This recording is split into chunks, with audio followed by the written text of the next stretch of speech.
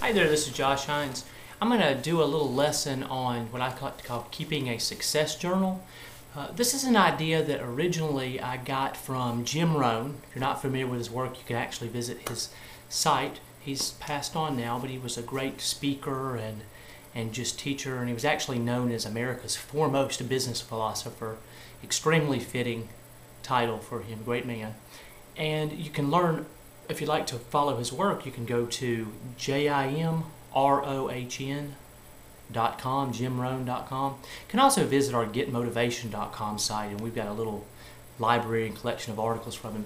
But this idea is one that he spoke about a lot. I have been doing it for years, and actually kind of did it in some form prior to hearing him teach about it first, but I give him credit because really his teaching helped me to hone the way that I do it and save some great memories and made a big difference. And I want to say a couple of things about the way that I keep a success journal. One, it's not a diary, okay? No negative things go in it. I won't say that some things that somebody might read through it and it's not all roses, but it's going to be, if there's anything that's less than positive, it's just going to be because there's a lesson from it.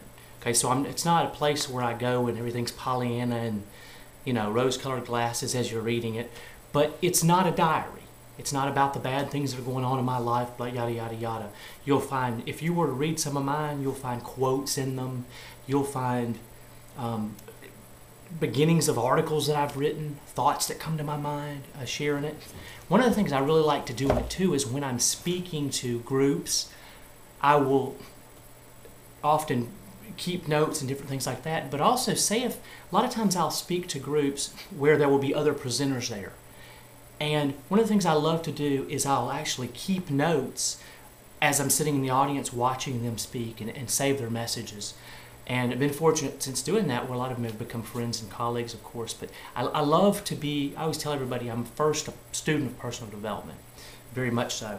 And I'll go through some of my journals, if you'll allow me to. I'm not going to get real in depth, just to give you an idea.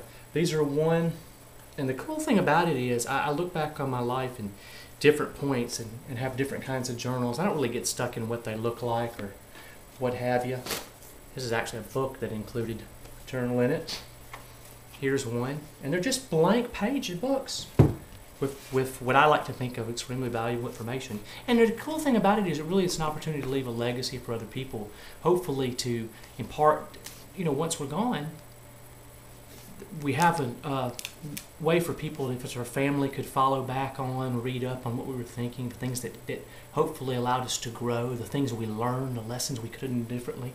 So many powerful lessons, even in of course, adversities as well as successes, and lots of opportunity for growth in life. And the interesting thing about it is if we don't record these thoughts and learn from them, it's very easy for them to just go away. So here's another one. Here's another one. Of course, I've got lots of them, but this is what I wanted to share. It's cool. I was actually looking through this one, and this is one that normally I'll just go back and forth through them. And right now I'm actually keeping a little moleskin one that's the name of the title.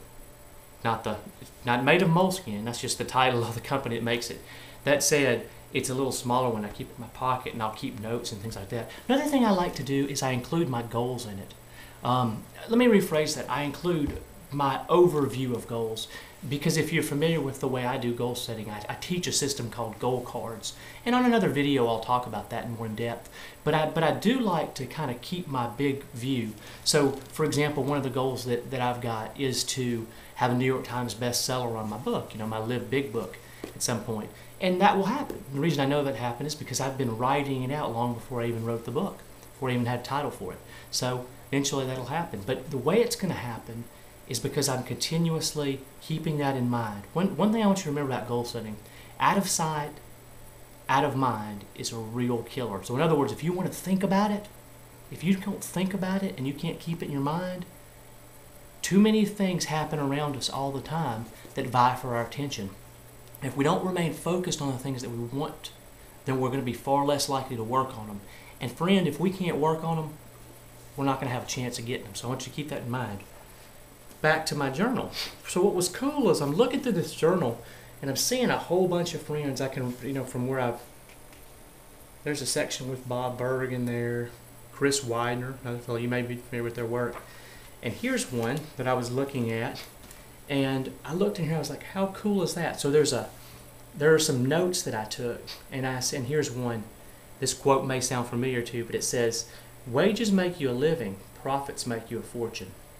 And then there's another saying, we get paid for bringing value to the marketplace. Of course, the value we bring can be a product, what we become.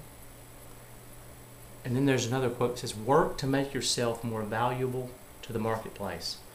And what's cool about this is I'm going to show you this. I hope you can see it.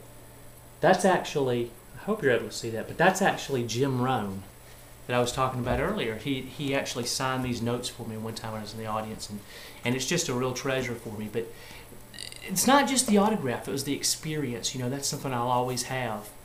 And the really cool thing about it is I can look back and I can see how far I've come and the experiences that I've had since recording those notes. Hopefully that's something that you're doing in your life. Again, you know, here's the cool thing about personal development. Just nobody has a lock on this stuff. Just take the ideas that work for you. And, you know, like I always say, that was my foot, by the way, kick the ones that don't to the curb. But give things a try, because you never know what might make a positive impact in your life. I want to leave you with the old thought. Remember, it's your life. Live big.